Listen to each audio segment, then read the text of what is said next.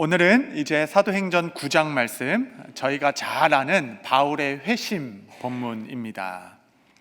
바울이 사울일 때에 다메섹 도상에서 호련히 비추는 강렬한 빛으로 말미암아 그가 땅에 엎드려져 삶을 돌이킨 사건입니다. 여러분, 이 사건이 바울의 생애에 얼마나 강렬했는지 사도행전은 이 사건을 3번 반복해서 기록하고 있습니다. 여러분, 세상은 우리를 예수의 종교라고도 말하지만 바울의 종교라고도 말할 만큼 이 사도 바울이 그리스도를 믿는 신학의 틀을 만든 자이고 이 복음을 변증한 자, 그래서 이 유대인들에 갇혀있던 복음을 세계인의 종교로 확장시킨 자라 평가하죠. 그래서 이 사도행전 9장 말씀은 한 인생이 변한 사건뿐만 아니라 세계 기독교 형성에 있어서도 아주 결정적인 사건이다라고 말할 수 있겠습니다. 한 사람의 인생과 더 나아가서 세계 역사를 바꾸시는 이 사건에 예수님께서 그에게 하신 말씀은 단 3문장입니다. 3문장으로 세상을 바꾸신 분이 예수님이시죠. 그 3문장은 이러합니다. 사울아 사울아 어찌하여 너가 나를 박해하느냐. 두 번째는 나는 너가 박해하는 예수라. 세 번째는 너는 다메섹 시내로 가서 기다리랴. 이게 다입니다. 이게 다. 여러분, 이 말씀들이 그에게 얼마나 강렬했는지 이 짧은 3문장을 통하여서 바울이 이후에 엄청난 신학의 그 틀을, 그 신학적 내용들을 정립하기 시작하는데, 가장 먼저는 직분론이죠. 하나님께서 사울아 사울아 그를 부르셨다. 또 그를 다메섹 시내로 가라. 나를 부르시고 나를 보내신 분. 여러분, 이것이 직분의 모든 것입니다. 또한 이 문장으로 말미암아 이 바울이 교회론이 정립됐어요. 그러니까 예수님께서 그에게 어찌하여 나를 핍박하느냐. 근데 여러분 아시다시피 바울은 예수님을 만난 적도 없죠. 그는 예수님을 핍박한 적이 없습니다. 그의 교회를 핍박했죠.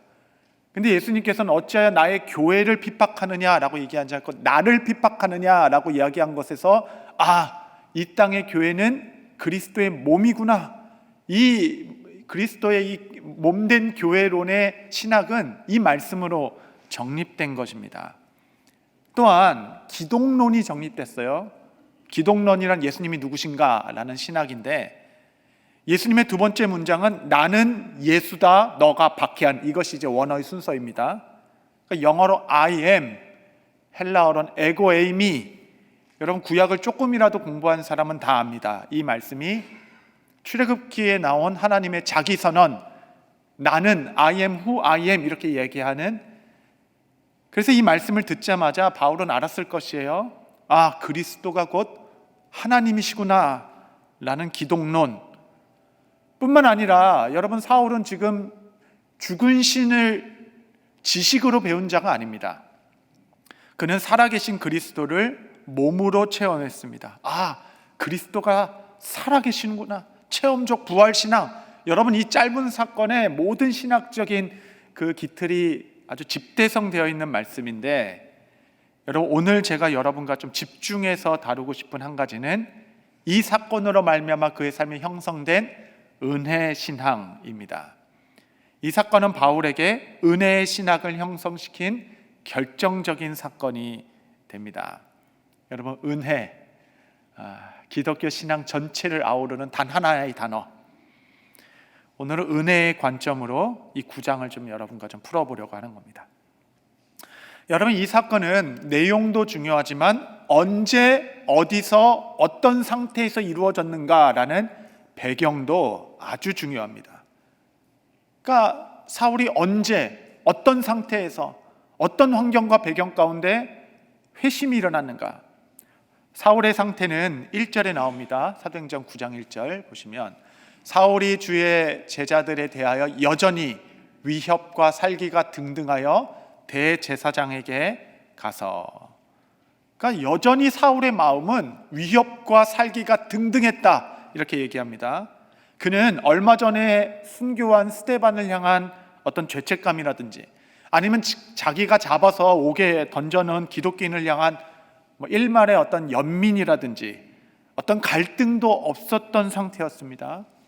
사울은 여전히 위협과 살기가 등등하여 누구든지 예수의 도를 따르는 자는 감옥에 들어가는 것이 합당하다라는 파괴적인 자기 확신과 증오로 가득 찼던 상태가 사도행전 9장의 사울이었죠.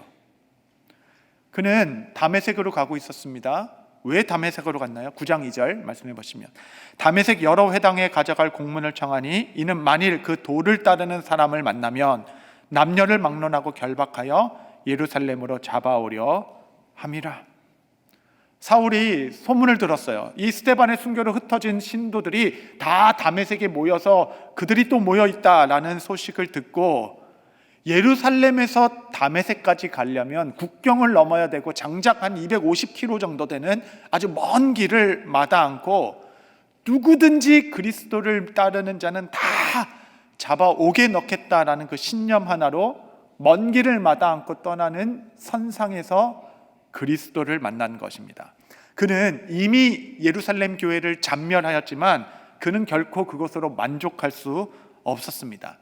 여전히 적개심에 피가 끓어가지고 다메섹일지라도 국경을 넘어서라도 나는 그곳에 가야 한다, 목적이 가지고 걷는 증오의 길이었죠. 여러분, 이 세상에 정말 마르지도 않고 새어지도 않는 두 가지의 에너지가 있는데, 하나는 사랑이죠. 사랑은 식을 수 있지만 사랑에서 나오는 에너지는 마르지 않죠. 두 번째는 증오입니다. 증오. 여러분, 증오처럼 무서운 게 없습니다. 여러분, 증오는 지옥까지 따라갑니다. 증오의 뜻을 품으면 이 에너지와 분노는 죽을 때까지 무뎌지지가 않습니다. 며칠 밥을 먹지 않아도, 그냥 잠을 자지 않아도 지치지도 않고 곤비하지도 않고, 정말 누구를 공격하기 위해서 자료를 수집할 때는 세상에 그렇게 똑똑해질 수 없습니다. 지치지도 않고 이 끊임없는 에너지, 그 증오의 힘을 가지고 사울은 다메섹까지 가는 여정이 결코 멀다 느껴지지 않았을 것이에요. 여러분, 이 역사적인 회심을 하나님께서는 왜 하필 그 시점에 이루셨는가? 가장 추악한 죄의 현장의 길에서, 사울이 회당에 가서 기도할 때라든가, 아니면 에디오피아 내시처럼 구약 말씀을 읽던 중에 질문이 일어난 그 진리에 반응한 것도 아니었죠.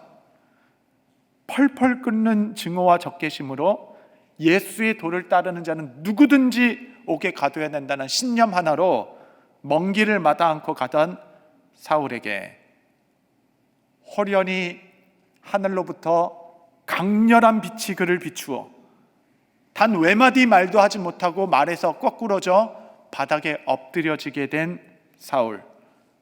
당시 사울의 마음은 회심하고자 하는 마음이 1도 없었습니다.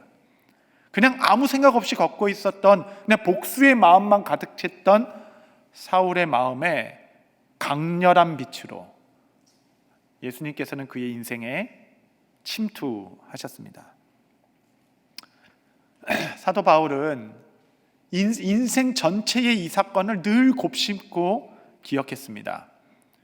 바울이 나중에 이 사건을 회상하면서 한 말을 보십시오. 사도행전 26장 13절 보시면, 왕이여 정오가 되어 길에서 보니 하늘로부터 해보다 더 밝은 빛이 나와 내 동행들을 둘러 비추는지라. 여러분, 정오라는 것은 12시인데 하늘로부터 해보다 밝은 빛, 웬만한 빛에, 정오의 빛 앞에는 빛을 발하지 못하죠. 해보다 더 밝은 빛이 나를 둘러 감쌌습니다. 얼마나 강렬했냐면 사울의 눈을 단숨에 멀게 할 만큼의 강렬한 빛으로, 거부할 수 없는 광채로, 압도하는 은혜로 하나님께서 그를 둘러싸셨고, 그는 마치 고압전류가 감전된 사람처럼 그 순간 사울의 옛사람은 다 타버리고 새 사람으로 거듭나는 사건. 여러분, 회심이란 이렇게 일방적이고 주도적이고 거부할 수 없는 빛의 침투이다라고 성경은 우리에게 증언하고 있습니다. 그래서 우리는 종종 사도 바울과 같이 회심하자라고 라고 우리는 말하지만, 여러분, 사도행전 9장의 바울은 회심의 본으로 우리에게 주신 것이 아니라 그러한 사울도 주께서 부르셨다라는 은혜의 본으로 우리에게 주신 말씀입니다. 여러분, 무슨 거지 나사로가 문제가 아닙니다. 무슨 마술사 시몬 정도가 아니에요. 사울은 그리스도와 정반대의 길을 아주 증오를 가지고 걷고 있었던 그 자까지도 하나님의 나라를 위하여 부르실 수 있다라는 권능의 본이요 은혜의 본으로 사울을 삼으신 것입니다. 바울은 이 사건을 내 인생 내내 생각하고 묵상하고 전했습니다. 그때 그의 인생 거의 마지막에 디모데에게 이 사건을 다시 회상하며 이렇게 이야기해요. 디모데전서 1장 12절로 16절. 나를 능하게 하신 그리스도 예수 우리 주께 내가 감사함은 나를 충성되이 여겨 내게 직분을 맡기심이니 내가 전에는 비방자여 박해자여 폭행자였으나 도리어 국류를 입은 것은 내가 믿지 아니할 때 알지 못하고 행하였습니다. 우리 주의 은혜가 그리스도 예수 안에 있는 믿음과 사랑과 함께 넘치도록 풍성하였도다. mit보다 모든 사람이 받을 만한 이 말이여 그리스도 예수께서 죄인을 구원하시려고 세상에 임하셨다 하였도다. 죄인 중에 내가 괴수니라. 우리 한번 다 같이 읽겠습니다. 다음 절 시작. 그러나 내가 국류를 입은 까닭은 예수 그리스도께서 내게 먼저 일체 오래 참으심을 보이사 후에 주를 믿어 영생하는 자들에게 본이 되게 하려 하심이라. 할렐루야. 사도 바울은 나는 회심의 본이 아니다. 주께서 나를 은혜의 본으로 삼으셨다. 너가 알다시피 나는 비방자요 폭행자요 박해자였는데 이러한 나까지도 사용하실 수 있다라는 권능의 본, 일체 오래 참으심의 인내의 본, 국률의 본, 사도라는 이 직분의 자격을 따지자면 너가 알지 않냐, 내가 제일 끝에 있는 죄인 중에 괴수, 죄인으로 줄을 세워두면 제일 앞에 있는 자가 나 아니었냐? 거지 나사로가 문제가 아니에요. 성전 안에 미문에 앉은 자가 문제가 아니에요. 나는 정반대로 폭행자요 박행자요 죄인 중에 괴수 아니었냐? 내가 무슨 성전에서 부름받은 것도 아니고 십자가 앞에 무릎 꿇은 적도 없고 무슨 선행이나 선교를 하다가 예수님 만난 것도 아니다.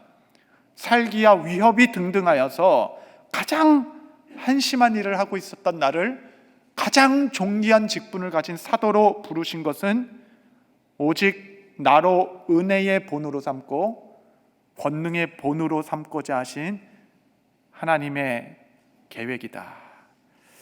여러분, 이것이 사도행전 9장의 바른 이해입니다. 바울은 이 사건을 계속 생각했어요. 아무리 생각해도 나를 불러주신 그 은혜의 이유를 찾아볼 수가 없는 거예요.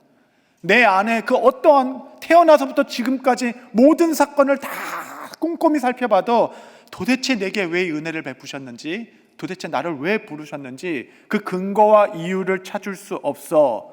그는 이렇게 이야기합니다. 갈라디아서 1장 13절 15절에 보시면 내가 이전에 유대교에 있을 때 행한 일을 너희가 들었거니와 하나님의 교회를 심히 박해하여 멸하고 내가 내 동족 중 여러 영갑자보다 유대교를 지나치게 믿어 내 조상의 전통에 대하여 더욱 열심히 있었으나 15절 같이 읽겠습니다. 시작.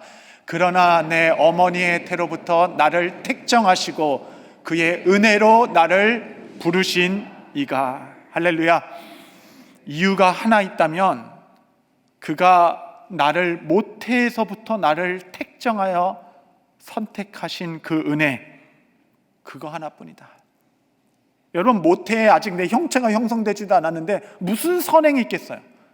무슨 하나님 보시기 기뻐할 만한 행동이 있었겠습니까?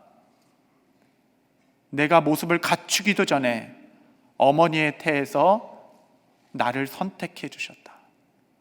그게 이 은혜의 전부이다. 여러분, 이것이 말하는 사도 바울의 은혜 신앙입니다. 내 안에 조건을 찾을 수 없기에 그의 선택 외에는 설명할 수 없는 은혜. 그래서 사도 바울은 에베소서에서 계속 이렇게 얘기합니다. 에베소서 1장 3절에 보시면 찬송하리로다 하나님 곧 우리 주 예수 그리스도의 아버지께서 그리스도 안에서 하늘에 속한 모든 신령한 복을 우리에게 주시되, 한글 번역으로 주시되라니까 현재형처럼 쓰여 있는데 이것은 완료형입니다. 미래 완료형. 이미 주셨다라는 선언이에요. 하늘에 속한 모든 신령한 그 모든 복을 이미 우리에게 주셨다. 그래서 나는 찬송한다라고 얘기합니다. 그 복이 무엇인가? 에베소서 1장 4절 같이 읽겠습니다. 시작. 곧 창세전에 그리스도 안에서 우리를 택하사 우리로 사랑 안에서 그 앞에 거룩하고 흠이 없게 하시려고. 하늘에 속한 모든 신령한 복을 이미 주셨는데 그것은 창세전에 이미 그리스도 안에서 나를 택하셨다. 그러니까 이게 완료형이죠. 다 이해가 되는 거죠. 정말 모르겠어요. 하나님께서 왜 내 마음에 또 감동을 주시고 또 은혜를 주셔서 나를 찾아와 주셔서 사울아 사울아 오늘 또 나의 이름을 불러주시는지. 얼마 전에 이제 뉴스를 좀 보니까 부산 엑스포 이런 유치를 위해서 막 정부에서도 뛰어다니고 동부서주 하더라고요. 그래서 무슨 큰 행사가 내년에 있나 보다, 후년에 있나? 라고 알아보니까 여러분 이것이 2030년에 있을 행사에 대한 결정을 논하는 자리더라고요. 그러니까 한참 남은 이야기입니다. 여러분 중요한 것일수록 일찍 결정하는 것이에요. 여러분 그런데 나를 부르신 이 결정이 창세전에 너무 중요해서 이 모든 만물이 생겨나기도 전에 하나님께서 나의 이름을 불러주셨다라는 것은 하늘에 속한 모든 신령한 복입니다. 그러고 보니 바울 자신은 알지 못했지만 태어나면서 여기에 이르기까지 그의 살아온 세월이 모든 순간이 버릴 것이 하나도 없었습니다. 하나님은 그의 삶에 은밀하면서도 성실하시게 그의 일을 사울의 삶 전체에 이루어가고 계셨습니다. 하나님께서 그를 보내신 이후에 나중에 아나니아라는 사람에게 사울에 가서 기도해줘라, 그리고 그를 내가 이렇게 불렀다라는 그를 향한 부르심을 이야기합니다. 사도행전 9장 15절 보시면 주께서 이르시되 가라, 이 사람은 내 이름을 이방인들과 임금들과 이스라엘 자손에게 전하기 위하여 택한 나의 그릇이라. 세 집단을 얘기했어요. 이방인들, 권세자들, 임금, 그리고 이스라엘 자손들. 여러분 사울은 다소에서 태어난 유대인 디아스포라여서 그는 헬라 문화와 헬라어에 능통했던 자입니다. 이방인 선교를 앞장설 수 있는 준비가 되어 있던 자이고, 그는 태어나서부터 로마 시민권을 가졌던 자입니다. 그래서 재판 중에 로마 시민권만 가진 항소권이 있어가지고 내가 황제에게 항소하노라, 그 로마 시민권으로 말미암아 로마 황제 앞에, 총독 앞에 서서 복음을 전할 수 있게 됐고, 임금들과 그는 또한 히브리인 중에 히브리인 베냐민 지파로 당시 최고의 문파였던 가말리아 산하에서 교육을 받았던 율법의 최고봉, 그래서 이스라엘 자손 앞에서도 복음을 변증할 수 있을 뿐만 아니라 복음과 율법이라는 신학적 틀을 세우기에 이미 준비된 자. 여러분 이런 외적인 것뿐만 아니라 내적 기질까지도 걔는 무엇이든지 열심히 하던 자였어요. 열심히 하던 자 있잖아요. 열심히 하는 자. 그 열심까지도 회심되어서 교회를 잔멸하고자 하는 열심이 땅 끝까지 가서라도 교회를 전하겠다라는 거듭난 열심으로, 여러분 만세전부터 미리 택하여 준비하시고 성실하게 일하신 주님께서는 사도 바울의 걸음걸이 하나하나, 사건 하나하나를 신실하게 이끌어 주셔서 그의 삶의 모든 순간이 하나님의 나라를 위하여 버릴 것이 하나도 없었다. 나중에 그가 고린도에서 말한 것처럼 이 모든 것이, 나의 나다인 것이 다 하나님의 은혜라. 여러분 회심은 매일 일어나는 겁니다. 여러분이 지금 이 시간을 왜 보내고 있는지 무엇 때문인지 지금은 알 수 없지만 회심된 영혼, 그리스도를 만난 후에 돌아보면 알게 되는 것이에요. 그 흘린 눈물의 의미가 무엇인지, 그 당한 사건에 하나님의 나라를 위한 준비가 무엇이었는지. 사도 바울은 믿음의 본, 신앙의 본이 아니라 하나님의 인내의 작품, 창세전부터 작정하신 하나님의 의지, 일체 오래 참으심과 기다림 안에서 만들어진다라는 성도의 본, 이렇게 패역한 자도 하나님께서 쓰실 수 있다라는 하나님의 영광을 드러내는 본으로 하나님께서 그를 삼으셨습니다. 그러므로 성도 여러분, 하나님은 지금 우리가 어떠한 자리에 있는지와 상관없이 교회를 향하여 등을 돌리고 있는 자들일지라도, 만신창이가 된 나의 가정일지라도 하나님의 인내와 은혜 가운데 회복될 수 있음을 알게 하시기를 원하십니다. 소 힘줄보다도 고집을 부리며 강력하게 하나님을 부인하는 자일지라도 오늘 그를 향해서도 새로운 소망을 품을 수 있는 유일한 이유는 폭행자요, 박해자요, 핍박자였던 정반대의 길로 치닫던 사도 바울까지도 부르시는 권능의 본을 보이셨기에 오늘 우리는 그 은혜를 다시 의지할 수 있는 것입니다. 여러분, 저는 아직도 다 모르겠어요. 요한복음 3장 16절 안에 담긴 은혜의 깊이와 그 참된 의미를, 하나님이 세상을 이처럼 사랑하사 독생자를 주셨으니 이는 저를 믿는 자마다 멸망하지 않고 영생을 얻게 하려 하심이라. 여러분, 이것은 암송하는 건 쉬운데 이해하는 것은 평생 걸리는 겁니다. 이 말씀 안에 담긴 하나님의 의지를 보십시오. 내가 영생을 얻게 하려고 한다. 내가 영생을 주려 하려 하심이라. 박영선 목사님도 똑같은 말씀을 하셨는데, 저도 장례 예배를 많이 집례하는데 가끔 자녀들은 신앙이 있는데 부모님은 신앙이 없이 돌아가신 분의 장례를 집도할 때가 있죠. 그럴 때마다 성도님들은 어찌할 바 몰라 장례 예배로 드려도 됩니까? 이렇게 물어봅니다. 그때마다 제가 집요하게 물어보는 게 있어요. 정말 고인께서는 한 번도 교회 간 적이 없어요? 일생이 있어서 정말 성탄절이든 부활절이든 어떤 이유에든지 단 한 번도 복음을 들어보신 적이 없습니까? 길 가서라도 TV를 통해서라도 어떤 모양이든지 그리스도가 누군지 한 번도 접해본 적이 없나요? 라고 이야기하면 대부분 들어보신 적은 있죠. 그러면 저는 그러면 모르는 겁니다. 모르는 거예요. 주님께서 어떤 일을 행하셨는지, 어떤 일을 행하실지 모르는 일입니다. 그러니까 저는 계속적으로 뭐 하나만 걸려라, 뭐 하나만, 그 이유를 계속적으로 찾는 거예요. 탈락시키려고 하는 것이 아니라 영생을 이루려 하려 하심이라. 하나님은 지금도 구원의 이유를 찾고 계신 분이시죠. 이 하나님의 의지가 느껴지지 않습니까? 은혜의 이유를 베풀고자 하시는 주님. 그런데 구약의 이스라엘 백성들에게 아무리 찾아봐도 그들이 얼마나 패역했는지 그 어떠한 이유 하나도 그들에게 구원을 베풀 이유와 근거를 하나도 찾을 수 없어서 하나님께서는 이사야서에 나를 중재할 자가 없음에 민망히 여기사 이상히 여기셨다.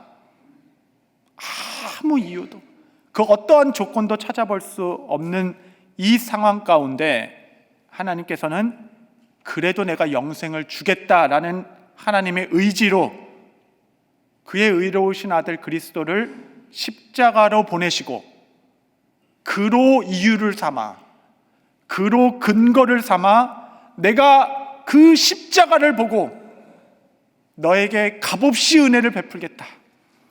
여러분, 이것이 바로 복음입니다. 내 아들의 생명으로 말미암아 너에게 아낌없이 은혜를 베푸는 이유와 근거로 삼겠다. 하나님이 세상을 이처럼 사랑하사 영생을 얻게 하려 하심이라. 그래서 주님께서는 십자가에서 목마른 자들아 다 내게로 오라, 값 없이 돈 없이 와서 포도주와 젖을 먹으라. 여러분, 결코 만만치 않은 세상에 우리 모두는 살고 있지만 이 복음이 다시 한번 우리로 새로운 힘을 얻게 하게 합니다. 우리 인생의 언덕에 찾아오신 주님, 그 꺾여진 인생 베드로 디베랴 새벽에 주님은 찾아가셨고, 다메섹 도상 증오의 길을 걷고 있던 사울에게 빛으로 찾아오신 주님, 복음에 한이 맺혀서 이 복음은 절대로 받아들일 수 없는 그 가련한 인생에 내가 십자가를 보고 십자가를 봤으니 내가 너에게 값없는 은혜를 베푸겠다. 이 은혜에 대한 하나님의 의지, 누구든지 은혜를 구하라, 다음 없는 한량없는 하나님의 은혜.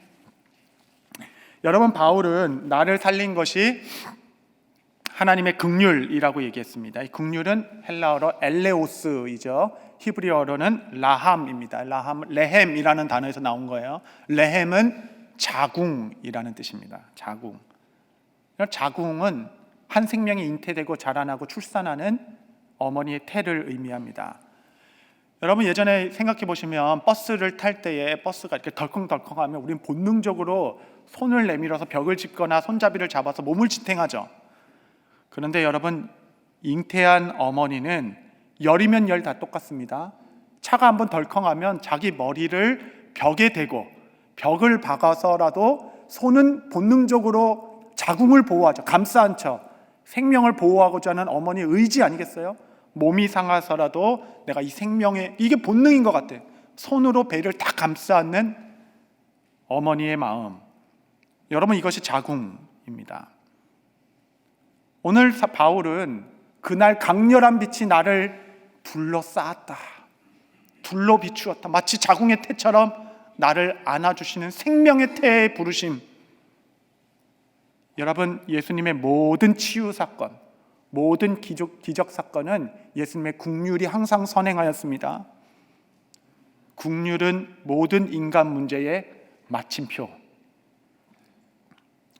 하나님께서 바울을 긍휼의 본으로 삼으셨습니다. 이 십자가에 쏟아진 하나님의 의지, 누가 여러분을 대적하겠습니까? 누가 여러분을 낭만케 하실 수 있나요? 누가 여러분을 참소할 수 있겠습니까? 여러분, 사도행전 9장에 이 말씀이 어떤 장면과 비슷한지 여러분 한번 생각해 보시기 바랍니다. 사도행전 9장에 세 단어가 나왔어요. 호련히 하늘로부터 소리가 있어, 강렬한 소리. 우리가 아는 동일한 사건이 있죠. 사도행전 2장 오순절 다락방 사건입니다. 120명의 제자들이 두려움에 떨고 함께 기도하고 있었는데 호련히 하늘로부터 소리가 있어 120명의 두려움에 떨었던 제자들이 담대한 말씀 선포자로 변했던 인생 회심 사건. 여러분, 사도행전 2장 오순절 사건은 사도행전 9장 다메섹 선상에서 재현되었고, 그때 역사장에 한 번만 있었던 사건이 아니라 지금도 하나님께서 디베랴 새벽가의 베드로를, 다메섹 선상의 사울을 찾아가셔서 강권적으로, 일방적으로, 주도적으로 은혜의 빛을 침투하여 내가 너를 구원하겠다라는 하나님의 의지로 우리에게 다가오십니다. 사랑하는 성도 여러분, 그 긍휼과 은혜 때문에 우리는 오늘 하루를 또 한 번 살아갑니다. 다함이 없다는 주의 은혜를 의지하시기 바랍니다. 여러분, 하루에 몇 번이라도 주저앉고 싶지 않으십니까? 불안해지고 또 두려워지고 자신감은 없어지고 사는 것이 겁나고 남들처럼 앞서지 못한다라는 부끄러움이 내 삶에 있고 아무도 나를 이해할 수 없다, 고립되어서 날마다 지쳐가는 우리. 여러분, 이러한 우리에게 필요한 것이 무엇입니까? 바로 힘입니다. 힘. 내 안에 없는 힘이 필요한 것이죠. 또 이 세상을 살아갈 수 있게 하는 힘, 밖으로부터 침투하는 강렬한 빛. 그래서 나의 옛사람, 옛자, 옛관점, 옛생각, 증오의 오만까지도 다 데워버리는 주도적이고 강력한 은혜. 그래서 오늘 마주한 큰 파도를 또 뚫고 이 세상을 항해할 수 있는 새 생명과 새 은혜. 여러분, 하루에 단 10분이라도 그리스도의 십자가를 바라보시기 바랍니다. 십자가에 쏟아진 하나님의 의지, 내가 너에게 생명을 주리라. 그 어떤 조건을 찾을 수 없어도, 그 어떤 이유를 발견하지 못한다 하더라도 마음에 복음에 한이 맺혀서 그냥 땅끝까지라도 도망가는 요나와 같은 인생일지라도 내가 그리스도로 말미암아 오늘 내게 값없는 은혜를 베풀겠다 하신 주님 앞에 그 은혜를 구하며 새 힘을 주시도록, 십자가는 해보다 밝은 빛, 나의 옛 관점의 모든 것은 눈을 멀게 하게 만큼 강렬한 빛으로 오늘 나에게 비추어 옛사람은 죽고 새 사람으로 거듭나 은혜의 사람이 되게 하옵소서. 오늘 누가 그 은혜를 주 앞에 갈망하시겠습니까? 주님, 제게도 힘을 주옵소서. 그 은혜와 사랑 가운데 강건하여 세상을 이기시는 여러분 되시기를 축복합니다. 기도하시겠습니다. 거룩하신 주님, 그리스도의 십자가를 믿음으로 바라보며 오늘도 나에게 은혜를 주시겠다 하신 주님 앞에 믿음으로 섭니다. 하나님, 십자가의 밝은 빛 앞에 옛사람은 죽고 새 사람으로 거친 항해에 담대히 맞서 그리스도를 전하는 복된 교회 거룩한 성도 되게 하옵소서. 예수님의 이름으로 기도합니다. 아멘.